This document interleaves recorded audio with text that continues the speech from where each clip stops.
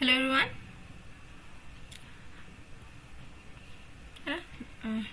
जो स्टूडेंट पहले से कनेक्टेड है वो जान रहे हैं हम यहाँ पे क्या कर रहे हैं। We are preparing for UPGIC lecturer, है ना। सब्जेक्ट आपका इकोनॉमिक्स हम कर रहे हैं। दिस इज यूनिट नंबर 3, है ना। यूनिट 3 में हम कंटिन्यू कर रहे हैं और कल हमने बैंकिंग सिस्टम को स्टार्ट किया था, है ना। तो बैंकिंग सिस्टम का जो थोड़ा सा पोर्शन है वो बाकी रह गया है ना। उसको हम अभी कर लेंगे कि क्रेडिट कंट्रोल क्या है ना। और हमारी अर्थव्यवस्था में यानी कि हमारी भारतीय इकोनॉमी जो है ना, इंडियन इकोनॉमी जो है, दैट इज क्या है हमारी भारतीय इकोनॉमी को हम क्या बोलते हैं? It is a planned economy, है ना।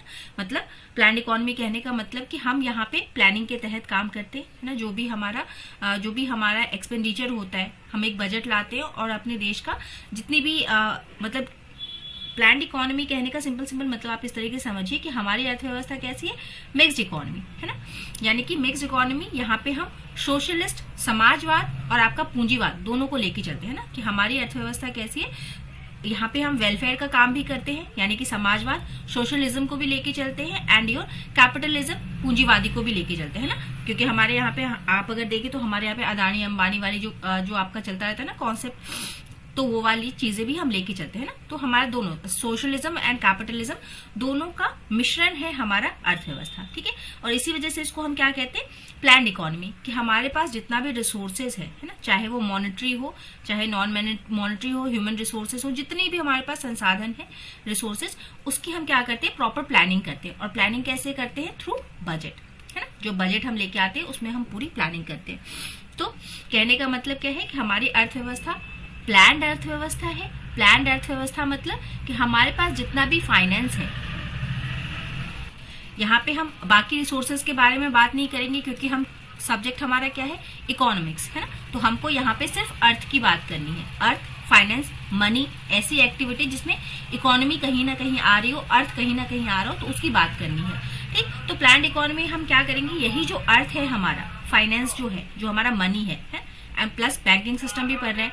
तो जितना भी हमारे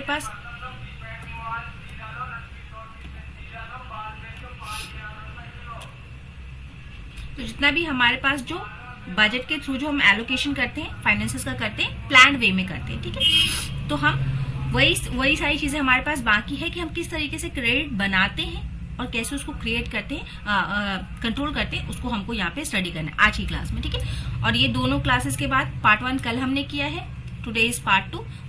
इन दोनों पार्ट को मिलाकर के आपका बैंकिंग सिस्टम जो है वो पूरा जितना भी आपका सिलेबस में मेंशन्ड है वो कवर हो जाएगा, ठीक है। तो दिस इज क्लास नंबर 26। दो student who are visiting the platform for the first time, जो भी फर्स्ट टाइम हमारे इस यूट्यूब चैनल पे आए हैं, ठीक है। डेली रात में हम 8 बजे ये क्लास आपकी होती है, ठीक है। तो यहाँ पे आप कनेक्ट हो जाएंगे 8 बजे। और जो पहले से कर रहे हैं उनको तो दे ऑलरेडी नो, है ना। अगर आप न्यू हैं तो आपके डिस्क्रिप्शन बॉक्स में ना एक लिंक गिवन है, वहां पे जाकर के आप हमारे प्लेटफॉर्म चैनल पे हमसे कनेक्ट हो जाएंगे, ठीक है। प्लेटफॉर्म इज योर टेलीग्राम और चैनल का नाम आपका रहेगा लक्ष्य अकेडमी, ठीक है। लक्ष्य अकेडमी के नाम से आपका चैनल है, वहां पे आप जुड़ जाएंगे कि क्लास की पीडीएफ वगैरह नोटिफिकेशन अगर कुछ भी चेंजेस होता है तो आपको पता चल जाए, ठीक है। This is a WhatsApp number, WhatsApp group के लिए, है ना। और अगर कोई और समस्या हो, कुछ और जानना हो तो वहां पे आप कांटेक्ट कर सकते हैं। फॉर पेड बैचेस, अगर किसी को पेड बैचेस लेने हैं, है ना, उसको डिटेल में अगर किसी को प्रिपरेशन करनी है, यहाँ पे तो हम कवर कर ही रहे हैं ना। वी आर ट्राइंग कि बेस्ट पॉसिबल चीजें दे पाए, बट स्टिल अगर किसी को लगता है कि नहीं इससे ज्यादा करना है तो they can purchase the batches, जिसका प्राइस ये है। इसके लिए भी डिस्क्रिप्शन बॉक्स में आपको एक लिंक गिवन है, ठीक है। वहां पे जाके आप परचेज कर लेंगे। कोई समस्या आती है, किस तरह की कोई दिक्कत आती है, तो this is a WhatsApp number for calling and WhatsApp purpose, है ना। मैसेज या कॉल जो भी चाहे आप कर सकते हैं। चलिए, कमिंग टू द क्लासेस। कल हमने क्या किया है? कल हमने फ्रेमवर्क देखा कि फ्रेमवर्क कैसा है। 2 अधिनियम है आपके पास, है ना। बैंकिंग सिस्टम, भारत में जो बैंकिंग सिस्टम चलती है उसके लिए 2 अधिनियम दिए गए हैं। अगर किसी को भी अगर बैंक स्टार्ट करना है, ठीक है, तो उसको लाइसेंस देती है आरबीआई, है ना, जिसने काम करना स्टार्ट किया 1935 से। और वो लाइसेंस किस धारा के अंदर देती है? बैंकिंग रेगुलेशन एक्ट के अंडर सेक्शन 22 के अंदर ये लाइसेंस देती है, ठीक है। फिर आपका हमने एक किया था शेड्यूल्ड एंड नॉन शेड्यूल्ड। तो शेड्यूल्ड कहाँ पे बने हुए? शेड्यूल्ड आपके आरबीआई एक्ट में बने हुए, ठीक है। वहां पे 2 शेड्यूल है, शेड्यूल 1 एंड शेड्यूल 2। तो जिनका भी नाम शेड्यूल 2 में मेंशन है ना, उनको हम शेड्यूल्ड बैंक कहते हैं, और जिनका शेड्यूल 2 में नाम नहीं लिखा हुआ है they are non scheduled banks. ठीक है, तो ये बातें हमने की थी, थोड़ा रिकैप लेते हुए चल रहे हैं ना, ताकि कनेक्ट कर पाए आप क्लास से। फिर हमने नेक्स्ट क्या देखा था, फंक्शंस ऑफ आरबीआई देखे थे, कि ये सारे फंक्शंस हमने देखे थे ना, आप विजिट कर लेंगे प्रीवियस वाले को। फिर आपने देखा था ये सारी बातें कौन गवर्न करता है, controlling govern by these acts and controlled and monitored by RBI and government of India. कौन, जितने भी बैंक है, जितना भी बैंकिंग प्रणाली है, उस सबको कंट्रोल और मॉनिटर करने का काम कौन करेगा, आपका government of India and RBI. फिर उसके बाद हमने देखा था कि बहुत से प्रकार के आपके बैंक्स हैं ना, बहुत से अलग अलग कैटेगरीज हैं। हाँ, एक और पॉइंट यहाँ से ये देख लीजिएगा कि जो हमने बैंकिंग रेगुलेशन एक्ट किया था ना, उसमें आपका प्राइमरी एग्रीकल्चर क्रेडिट सोसाइटीज नहीं आती है ना। जब अगर हमको ये आपका ना अलग अलग लेवल पे जब हम आरआरबीज वगैरह पढ़ते हैं, जो ग्रामीण क्षेत्रों के विकास के लिए जो बैंक बने हुए हैं, है ना, तो आरआरबी के नीचे भी कुछ डिविजन्स हैं कि आपका एकदम प्राइमरी लेवल पे इसको PACSB आप बोलते हैं ना, कि एकदम प्राइमरी लेवल पे, है ना, जो बैंक्स होते हैं उसको हम कहते हैं प्राइमरी एग्रीकल्चर क्रेडिट सोसाइटी, कि जो एग्रीकल्चर के लिए जो एकदम घर घर जाके जो क्रेडिट देते हैं ना, उस तरीके के बैंक्स, प्लस लैंड डेवलपमेंट वाले बैंक, जहां पे हमको भूमि का विकास करना है, वो वाले बैंक्स जो हैं वो बैंकिंग रेगुलेशन एक्ट के तहत नहीं कवर होते आपके, है ना। फिर जितने भी बैंक्स हैं, ये हमने बात कर ली कि अंडर सेक्शन 22 आपका इसको लाइसेंस प्रोवाइड किया जाता है। ठीक, फिर आपने देखा था कि जो सेंट्रल बैंक है उसका उद्देश्य क्या है, क्यों उसको बनाया गया है ना, कल हमने चर्चा की है इन सब चीजों पे, क्या काम है इसका। ओके, ये सारी चीजें हमने डिस्कस कर ली यहाँ पे, है ना, तो इस पर टाइम वेस्ट नहीं करेंगे। फिर हमने एक बैंकिंग सिस्टम से आपको बताने की कोशिश की थी कि कितने प्रकार के बैंक एग्जिस्ट करते हैं हमारे यहाँ पे। फिर ये this is what commercial banks. Commercial bank का मतलब हमने बताया था कि कमर्शियल बैंक एक ऐसी संस्था है, एक ऐसी बैंकिंग संस्था है जिसका काम क्या है हमारा, कि छोटे छोटे स्मॉल सेविंग्स को, savings from house hold collect करना या फिर इसको एक्सेप्ट करना, ठीक, in the form of savings account, current account, fix deposit के रूप में स्मॉल सेविंग्स को लेना और फिर उसको क्या करना, उसको हमको जो आपका ये स्मॉल सेविंग्स को लेगा हमसे, है ना, जो छोटे छोटे जो आपके बिजनेस हैं, है ना, हाउस होल्ड्स हैं, वहां से लेकर के फिर ये क्या करेगा हमको, फिर इसको ह्यूज कैपिटल में कन्वर्ट करके, फिर it will convert into huge capital, और फिर कैपिटल में लेके ह्यूज कैपिटल बना करके, मान लीजिए कि यहाँ से 10 लोगों ने 1-1 लाख रुपए दिए, है ना, तो यहाँ पे इसने क्या किया, 10 लाख किसी प्रोजेक्ट में लगा दिया। ये 1-1 लाख 10 लोगों ने दिया, इसके पास 10 लाख बने, और इसने 10 लाख या फिर 100 करोड़ बोलते हैं ना, बहुत ह्यूज अमाउंट लगता है जब हम किसी कैपिटल फॉर्मेशन की बात करते हैं।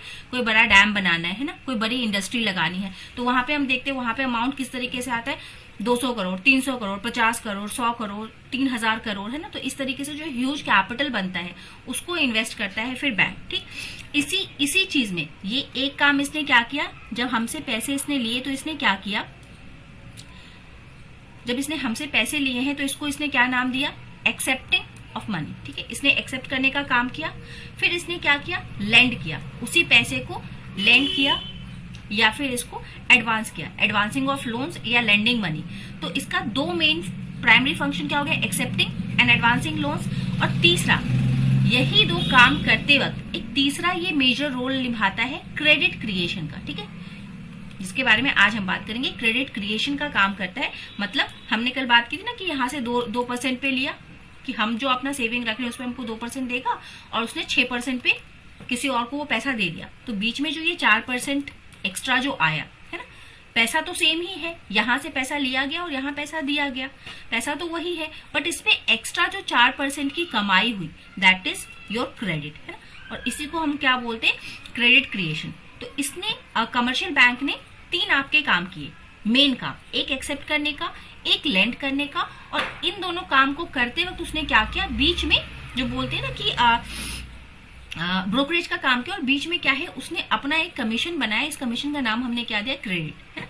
बीच में एक एक्स्ट्रा पैसा इसने जनरेट कर दिया, दैट इज द क्रेडिट। अब मानिए कि इतना सारा पैसा है, ठीक है, अब ये जो इतना सारा जो पैसा, जो एक ही पैसा घूम रहा है मार्केट में, बट उस पे क्या है, उस पे और पैसे बन रहे हैं ना, मतलब सेम मनी घूम रही है, वही 10 लाख रुपए घूम रहे, बट इस पे एक एक्स्ट्रा मनी बैंक ने जनरेट की, क्रेडिट बनाई, क्रेडिट क्रिएट किया। तो अब इस क्रेडिट को हमको कंट्रोल भी करना है ना। जब ये मनी का सर्कुलेशन हो रहा है, मनी जब आपका मार्केट में घूम रहा है ना, बोलते हैं ना, हमने अभी पिछली क्लासेस में पढ़ा क्वांटिटी थ्योरी में कि मनी की एक वेलोसिटी होती है, ट्रांजैक्शंस होते हैं। तो इस ट्रांजैक्शन और वेलोसिटी में क्या है, एक पैसा जनरेट हुआ, एक क्रेडिट जनरेट हुआ। तो इस क्रेडिट को हमको कंट्रोल कैसे करना है, मार्केट में जो मनी घूम रही है उसको कंट्रोल भी तो करना है, वरना ये अनलिमिटेड टाइम्स बढ़ जाएगी। और फिर क्या होगा, हमने वहां देखा था कि जब आपका क्वांटिटी ऑफ मनी बहुत ज्यादा इंक्रीज करती है मार्केट में, अगर बहुत पैसे आ जाएंगे तो it will show an evil effect, है ना, वो एक नेगेटिव इफेक्ट दिखाने लगेगा। फिर आपका क्या है, चीजों के दाम जो है वो बढ़ने लगेंगे। तो एक चीज आ जाएगी इन्फ्लेशन, ठीक है, तो मुद्रास्फीति आ जाएगी, हर चीजों का दाम बढ़ जाएगा। और फिर हम क्या करेंगे, फिर हम रोएंगे कि महंगाई हो गई है, महंगाई हो गई है, ठीक है। तो मतलब महंगाई होना अच्छी बात है, कहीं ना कहीं अगर महंगाई हो रही है तो महंगाई के बढ़ने का मतलब क्या है कि लोगों के पास पैसे हैं, है ना। तो ये इन्फ्लेशन क्या है, जब ये बहुत ज्यादा इन्फ्लेशन हो जाएगा थोड़ा सा ठीक है ना। Mild inflation is always good for a developing economy, है ना। जैसे हमारी अगर अर्थव्यवस्था है तो भारतीय अर्थव्यवस्था कैसी है, डेवलपिंग अर्थव्यवस्था है। तो हम काम कर रहे हैं, हमारे पास पैसा आ रहा है, तो ये ठीक है ना। अगर मान लीजिए कि अगर बाजार में काम ही नहीं होगा, है ना, इकोनॉमी में अगर हमारा जीडीपी ही नहीं क्रिएट होगा, कोई काम ही नहीं होगा, गुड्स नहीं बनेंगे, सर्विसेज नहीं बनेंगे, तो this is a bad thing, है ना। अगर काम हो रहा है तभी तो इन्फ्लेशन है, तो थोड़ा सा इन्फ्लेशन, थोड़ी सी महंगाई होना जरूरी है। Mild inflation is a good thing, है ना, बट वो ज्यादा नहीं होना चाहिए, बहुत ज्यादा नहीं होना चाहिए। तो इसी बहुत ज्यादा नहीं होने के लिए हम क्या करते हैं, तब हम प्लान करते हैं कि हमको क्या करना है, हमको यहाँ पे पॉलिसीज लेके आनी है ना। तब सेंट्रल बैंक का एक रोल आ जाता है कि अब हमको क्या करना है कि ये जो क्रेडिट क्रिएट हो रहा है, जो बैंक जो बिजनेस कर रहे हैं, जो इन्वेस्टमेंट हो रहा है ना, चाहे लोग डाल रहे बैंक में पैसे जमा कर रहे हैं, है ना, चाहे यहाँ पे common people, house hold sector bank के पास पैसे जमा कर रहे हैं, सेविंग्स हो रहा है, या फिर बैंक लोगों को पैसे एडवांस में लोन में दे रही है। इस बीच में जो ये क्रेडिट क्रिएशन हुआ ना, इसको हमको कंट्रोल करना है, ये अनचेक ना रह जाए। तो इसके लिए सेंट्रल गवर्नमेंट का रोल क्या होता है कि आप मॉनेटरी पॉलिसी लेके आओ, है ना, क्रेडिट को कंट्रोल करो, उसको चेक में रखो, है ना। मतलब एक जो अच्छा स्तर है, जो हमने कहा ना माइल्ड इन्फ्लेशन, तो उसको माइल्ड इन्फ्लेशन में ही रखो, उसको ऊपर ना जाने दो, ना ही तो बहुत ज्यादा ऊपर जाने दिया जाए, ना ही तो बहुत ज्यादा नीचे आने दिया जाए, ठीक है। बहुत ऊपर गया तो ह्यूज इन्फ्लेशन होगा, बहुत नीचे गया तो डिफ्लेशन, है ना।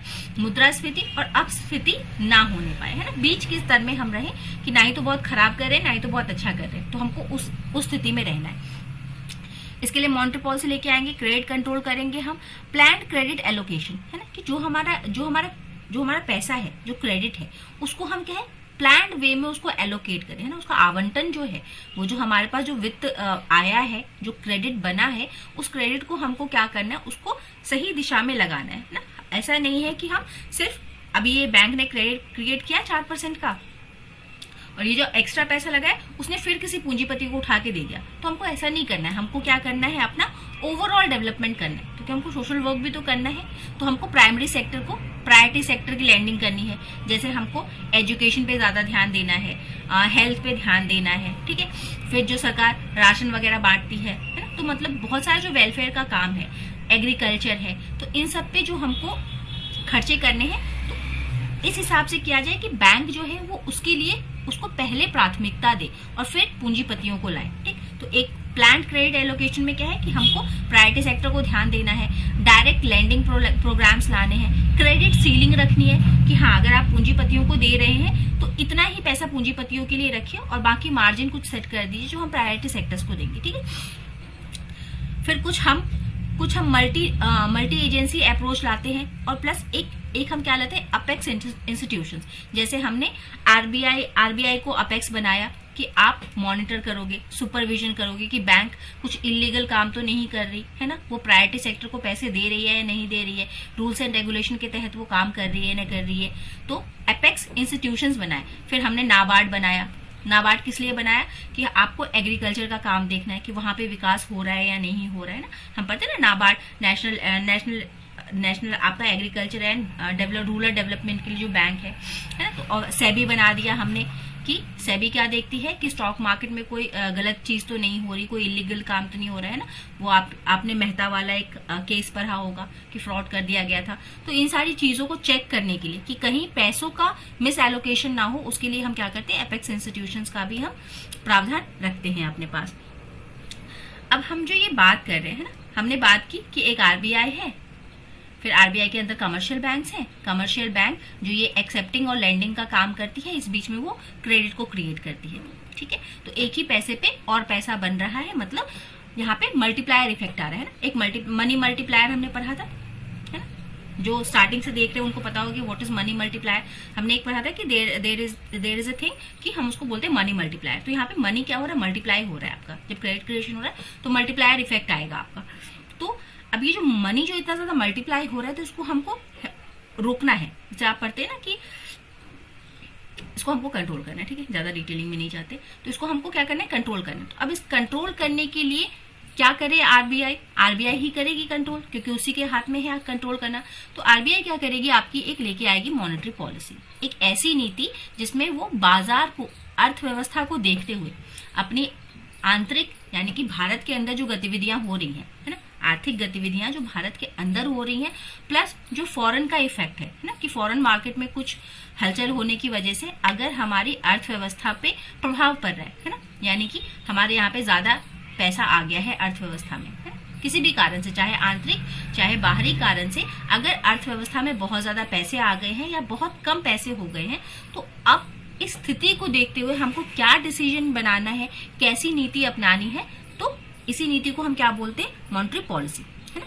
कि मॉनेटरी पॉलिसी सिंपली क्या है कि आरबीआई द्वारा लाया जाता है, और ये क्या है, it controls the supply of money in an economy, often targeting an inflation rate और interest rate to ensure the stability of price and general trust in the currency, है ना। मतलब कहने का सिंपल मतलब है कि जो आपका मनी सप्लाई है, मार्केट में जो मनी सप्लाई है, अर्थव्यवस्था में जो आपका मनी घूम रहा है, वो ज्यादा है या कम है। पहले तो वो क्या करेगी, आंतरिक और बाहरी स्थितियों को देखेगी, है ना, कि क्या स्थिति है हमारे बाजार की, ठीक है। बाजार की स्थिति देखने के बाद जब उसको पता चलेगा कि देयर इज अ सिचुएशन कि हमारे मार्केट में पैसा बहुत ज्यादा आ गया है ना, बाजार में पैसा बहुत रोटेट कर रहा है, तो अब आरबीआई क्या सोचेगी कि अगर पैसा बहुत ज्यादा आ गया है तो इस पैसे को वापस लाया जाए, है ना, क्योंकि अगर पैसा बहुत ज्यादा बहुत दिन तक रहा तो क्या है, वो इन्फ्लेशन को क्रिएट कर देगा। तो अब हमको क्या करना है, बाजार से पैसे खींच लेने हैं थोड़े से, ताकि स्टेबिलिटी बन जाए, है ना। यहाँ पे लिखा है ना,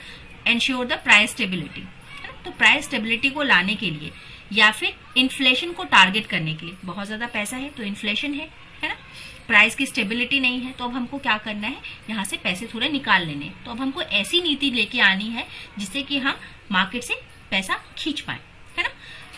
माने दूसरी स्थिति हो गई कि हमारे मार्केट में पैसे बड़े ही कम हो गए, है ना, किसी भी कारण से पैसे बहुत कम हो गए हैं। तो अब आरबीआई क्या करेगी, आंतरिक और बाहरी स्थितियों को देखते हुए कि क्या सिचुएशन है, कैसी सिचुएशन है, कैसी हमारी इकोनॉमी अभी काम कर रही है, वो क्या करेगी, इन्फ्यूज करेगी, मार्केट में पैसे और डाले जाएंगे। और ये दोनों काम होगा कैसे, तो मॉनेटरी पॉलिसी के तहत, ठीक। अब ये मॉनेटरी पॉलिसी जो है ये कौन बनाता है, क्या आरबीआई ऐसे ही उठती है और कोई रेट डिसाइड करके हमको दे देती है, या फिर कोई प्रक्रिया होती है, कोई कमिटी बनती है, इसको हम देख लेते हैं, ठीक। तो जो आपकी मॉनेटरी पॉलिसी है ये बनाई किसके द्वारा जाती है, एमपीसी के द्वारा, है ना, आरबीआई के अंडर ही आता है। बट यहाँ पे एक आप कमिटी का गठन करते हैं, ठीक। इस कमिटी में आपके होंगे कौन लोग, ये इसके अंदर होंगे 6 लोग आपके, ठीक है। 6 लोगों की एक कमेटी बनाई जाती है जिसमें 3 आपके सरकार की तरफ से मेंबर आते हैं, ऐसे मेंबर जो कि क्या होंगे आपके, कहीं ना कहीं आपके फाइनेंस या फिर इकोनॉमिस्ट होंगे, है ना, फाइनेंशियलिस्ट और इकोनॉमिस्ट होंगे, जिनको फाइनेंस का ज्ञान हो, इकोनॉमी का ज्ञान हो। वैसे 3 लोग सरकार से आएंगे, प्लस 3 आपके आएंगे आरबीआई से, ठीक है। इसमें एक आपके गवर्नर जरूर से रहेंगे, है ना। कौन है गवर्नर हमारे, अभी कमेंट में लिखेंगे, संजय मल्होत्रा है क्या, या श्रीकांत दास है, कौन है आप बताएंगे कमेंट में, है ना। तो यहाँ पे एक आरबीआई से जो 3 लोग होंगे उसमें एक गवर्नर होगा और बाकी कोई भी डेप्यूटी वगैरह कोई भी आरबीआई का बाकी 2 मेंबर इसमें होंगे। टोटल 6 मेंबर की एक कमेटी बनेगी आपकी, जिसको हम बोलते हैं एमपीसी। ये एमपीसी क्या करते, ये कहाँ है आपका, ये under section 452 of RBI act में ये मेंशन है कि एक कमेटी बनाई जाएगी जिसमें 6 मेंबर होंगे, 3 सरकार से होंगे, 3 आपके आरबीआई से होंगे, और ये सभी लोग मिलके क्या करेंगे, आपका ऐसी पॉलिसी बनाएंगे जिससे कि आपका जो मार्केट की स्थिति है, मार्केट स्थिति को देखते हुए वो पॉलिसी बनाएंगे कि कितना हमको सीआरआर रखना है, कितना एसएलआर रखना है, कितना बैंक रेट रखना है। तो ये सारी चीजें ये एमपीसी आपकी डिसाइड करेगी, ठीक है। व्हाट विल दे डू, इनका मेन फंक्शन क्या है, फिक्स द बेंचमार्क इंटरेस्ट, है ना, जो सीआरआर एसएलआर जो भी परसेंटेज में आप देखते ना कि इतना % सीआरआर होगा, इतना % एसएलआर होगा, बैंक रेट इतना होगा, है ना, रेपो रेट इतना होगा, रिवर्स रेपो इतना होगा, तो वो सारा जो रेट सेट करने का काम है वो सारा यहाँ पे एमपीसी के द्वारा किया जाएगा, ठीक है। कैसे किया जाएगा, बाय मंथली, है, हर मंथ में हर 2 मंथ में एक बार बनाया जाएगा। Plus set the inflation target, inflation target हमने देखा था कि हमारा क्या है, अभी हम चाहते हैं कि हमारे पास इन्फ्लेशन कम से कम 4% का रहे, है ना। हमने कहा ना कि कम, माइल्ड इन्फ्लेशन इज गुड, थोड़ा सा इन्फ्लेशन होना जरूरी है, ठीक है, थोड़ा सा इन्फ्लेशन होना जरूरी है। प्लस हमने टॉलरेंस बैंड रखा है +2% एंड -2% का टॉलरेंस बैंड, कि हाँ ठीक है 2% ऊपर जा सकता है 4 से, यानी कि 6 हो सकता है, और मिनिमम आपका 2 हो सकता है, ठीक। तो इस तरह ये इन्फ्लेशन टारगेटिंग है कि हमारा टारगेट है कि इन्फ्लेशन इतने में ही रहे, है ना, 2 से लेके 6 तक जाए, है ना, इससे ऊपर या इससे नीचे हम नहीं चाहते, है ना, ऐसा नहीं होना चाहिए। तो इसका काम क्या है, setting the policy rates, inflation targeting by analysing the economic data. और ये जो पॉलिसी हम बनाएंगे ये अपना आंतरिक और बाह्य जितना भी आपका इकोनॉमिक डाटा है उन सबको स्टडी करने के बाद ये सब काम हम करेंगे, ठीक है। तो आपको पता चल गया कि जो हमने क्रेडिट बनाया, हमने यानी कि कमर्शियल बैंक में जो क्रेडिट क्रिएट किया था, उस क्रेडिट को कंट्रोल करने के लिए हमको किसकी जरूरत है, हमको हमारा एक अपेक्स बैंक होना चाहिए जिसके अंडर सेक्शन दिस एक एमपीसी बनेगी, एक कमेटी बनाई जाएगी 6 लोगों की, 3 सरकार की, 3 आरबीआई की, और इनका काम क्या होगा, ये 3 काम ये करेंगे, ठीक। बाय मंथली बनाएंगे। गवर्नर कौन है आप मेंशन करेंगे आपके कमेंट बॉक्स में, ठीक। अब ये जो पॉलिसी होती है ना, आप बार बार क्वेश्चन देखते होंगे कि टूल्स ऑफ मॉनेटरी पॉलिसी होती हैं कुछ, तो टूल्स ऑफ मॉनेटरी पॉलिसी क्या होती हैं आपकी, 2 तरीके के आपके पास टूल्स हैं, 2 तरीके के आपके पास टूल्स हैं, एक क्वांटिटेटिव, एक क्वालिटेटिव, एक मात्रात्मक, एक गुणात्मक, ठीक है। तो मात्रात्मक मतलब क्या, कि यहाँ पे कुछ परसेंटेज आपको दिया जाएगा कि सीआरआर हम रखते हैं 4% का, फॉर एग्जाम्पल, ये एग्जाम्पल है कि सीआरआर अगर हमारा 4% है, तो कहने का मतलब क्या कि बैंक क्या करेगी कि जितना भी उसके पास डिपॉजिट आया, जितना भी आया, उस पूरे डिपॉजिट का 4% आप क्या करेंगे एज अ रिजर्व, इसका नाम क्या है, कैश रिजर्व रेशियो, यानी कि कैश को आपको रिजर्व करके रख लेना है, ठीक है। कहाँ, आरबीआई के पास सारे कमर्शियल बैंक 4% सीआरआर बैंक को दे देंगे, आरबीआई को दे देंगे, और बाकी जितना पैसा उनके पास बचा, है ना, फॉर से कि अगर उनके पास 100 रुपए आए तो इसने क्या किया, इस 100 रुपए में से 4 रुपए दे दिए आरबीआई को कि आप ये रिजर्व रख लो मेरा कैश, और बाकी जो 96 रुपए बचा इसको ये मार्केट में लेंड करने का काम करेगी, एडवांस करने का काम करेगी, ठीक है। और इस पे जितना ये क्रेडिट बना ले अपना, है ना, फिर बाद में हम चेक करेंगे कि मार्केट में ज्यादा पैसा है या कम पैसा है, फिर उसको हम कंट्रोल में लाएंगे, अगर कंट्रोल से बाहर जा रहा है तो कंट्रोल में ले आएंगे, ठीक है। कम हुआ तो ऊपर लाएंगे, ज्यादा हुआ तो नीचे लाएंगे, ठीक है। ये आपका क्वांटिटेटिव, जहां पे कोई मात्रा दी हो, कोई परसेंटेज दिया हो, कोई अमाउंट दिया हो, तो ये हो गया आपका मात्रात्मक। और गुणात्मक क्या है आपका, जहां पे कोई परसेंटेज नहीं, कोई नंबर न्यूमेरिकल वैल्यू नहीं है, बस आपको निर्देश और आदेश दिए जाएंगे, इंस्ट्रक्शन दिया जाएगा, गाइडलाइंस दी जाएगी, कोई नंबर नहीं कहा जाएगा कि आपको 4% ही रखना है, 5% ही रखना है, ऐसा कुछ नहीं बोला जाएगा, ठीक है। तो देख लेंगे क्या क्या होते हैं। मॉनेटरी पॉलिसी में 2 आपके टूल्स हैं, एक क्वालिटेटिव जिसको गुणात्मक आपने कहा, एक क्वांटिटेटिव जिसको आपने मात्रात्मक कहा, ठीक। मात्रात्मक में जो आपका क्वांटिटेटिव है, इसमें 2 तरीके, एक तो डायरेक्ट और एक इनडायरेक्ट, प्रत्यक्ष और अप्रत्यक्ष तरीका। प्रत्यक्ष तरीकों में आपको देखने को मिलेगा CRR, cash reserve ratio, SLR, statutory liquidity ratio, non cash, ये कैश, ये नॉन कैश, या फिर इसको काइंड्स में बोलिए ना, गोल्ड रखिए, बॉन्ड पेपर रखिए, कोलेटरल रखिए, अदर देन कैश आपको कुछ रखना है ना, जैसे कि अगर मान लीजिए 4.25% बोला एसएलआर रखना है, तो हमको क्या करना है, ये इतने अमाउंट का कोलेटरल रखना है, ठीक है, अपने पास, वो आरबीआई के पास, ये अपने पास। फिर रिफाइनेंसिंग फैसिलिटी, इनडायरेक्ट में आएगा repo, reverse repo, bank rate, MSF marginal standing facility, फिर बेस रेट, एमसीएलआर और ओएमओ। ओएमओ क्या है? Open market operation. इससे काफी क्वेश्चन पूछे जाते हैं। ओएमओ में क्या है आपका कि अगर मार्केट में ज्यादा पैसा है तो गवर्नमेंट क्या करेगी? परचेज करेगी, सॉरी सेल करेगी, है ना सेल करेगी कि अगर वो गवर्नमेंट अगर अपने बॉन्ड्स सेल करेगी मार्केट में तो हम कौन होंगे? परचेजर। हम गवर्नमेंट के बॉन्ड खरीदेंगे, गवर्नमेंट हमको एक कागज देगी, कागज के बदले हम उसको क्या कर देंगे? पैसे देंगे। तो अगर हमने उसको पैसे दे दिए तो we are in the market, हम मार्केट में है, हमारे हाथ में जो पैसा था हमने सरकार को दे दिया, सरकार ने इनडायरेक्टली क्या किया? हमसे पैसा ले लिया। ठीक, वही उल्टी स्थिति होगी तो ये क्या करेगी? सरकार उस वक्त परचेज करेगी। ठीक है, अभी वो सेलर है तब वो परचेजर बन जाएगी। ठीक, ये सारी चीजें ना आपको नोट्स में दिया हुआ है, उसको एक बार आप देख लेंगे क्योंकि बड़ा बेसिक सा चीज है, 11-12 से आप पढ़ते हुए आ रहे हैं ना। फिर आपका क्वालिटेटिव में आपका है मार्जिन रिक्वायरमेंट, कि मार्जिन आपको बनाना है कि आप इतना ही इंडस्ट्रीज को देंगे, इतना आप एजुकेशन में देंगे, इतना मार्जिन हमने एग्रीकल्चर के लिए रखा, तो सबका हम अलग अलग क्या कर देंगे? मार्जिन सेट कर देंगे। Selective credit control, selective credit control क्या है कि ये भी इनडायरेक्टली वही कहता है कि आपका क्या है कि आपको कुछ स्पेसिफिक जगह पे कंट्रोल करना है क्रेडिट को। ठीक, मॉरल सुएशन में वो कुछ नहीं बोलती, कहती है आपके विवेक के ऊपर है कि आप किस क्षेत्र को देना चाहते हैं ना। कहा जाता है कि आपका मॉरल क्या कहता है कि प्राथमिक क्षेत्र को आपको बढ़ाना है या नहीं, तो आपके अपने विवेक पे है, वो ये बैंक के विवेक पे छोड़ दिया जाता है कि आपका मॉरल क्या कहता है उस हिसाब से आप कीजिए, है ना। जैसे गरीबों को देना है या अमीरों को देना है, तो ये कुछ इस तरीके का होता है कि बैंक आपके मॉरल पे छोड़ती है, बैंक के मॉरल पे छोड़ती है कि आपको देखना है कि आप प्रायोरिटी सेक्टर को देंगे या फिर जो कैपिटलिस्ट है उनको देंगे। ठीक, ये कुछ आपके टूल्स थे मॉनेटरी पॉलिसी के। बाद बाकी जो क्वेश्चंस हम करेंगे तो वहां पे थोड़ा और डील कर देंगे। ये सारी चीजें आपकी दी हुई है ना, यहाँ पे ये समझाने के पर्पज से इतना है। फिर जो ये मॉनेटरी पॉलिसी हमने बनाई, मॉनेटरी पॉलिसी के जो टूल्स हमने देखे, तो ये मॉनेटरी पॉलिसी ना दो प्रकार की बन सकती है आपकी। एक होता है एक्सपेंशनरी और एक होता है कॉन्ट्रैक्शनरी, यानी कि एक विस्तारवादी एक संकुचनवादी। विस्तारवादी का क्या मतलब है कि अगर ऐसी पॉलिसी लाई गई जिससे हम क्या कर रहे हैं, हम ग्रोथ को बढ़ावा दे रहे हैं ना। ग्रोथ को बढ़ावा देने का मतलब क्या कि हम चाहते हैं कि हमारे यहाँ पे ज्यादा से ज्यादा गुड्स एंड सर्विसेज को बनाया जाए, है ना। क्योंकि गुड्स एंड सर्विसेज क्या बनाते हैं? आपका जीडीपी।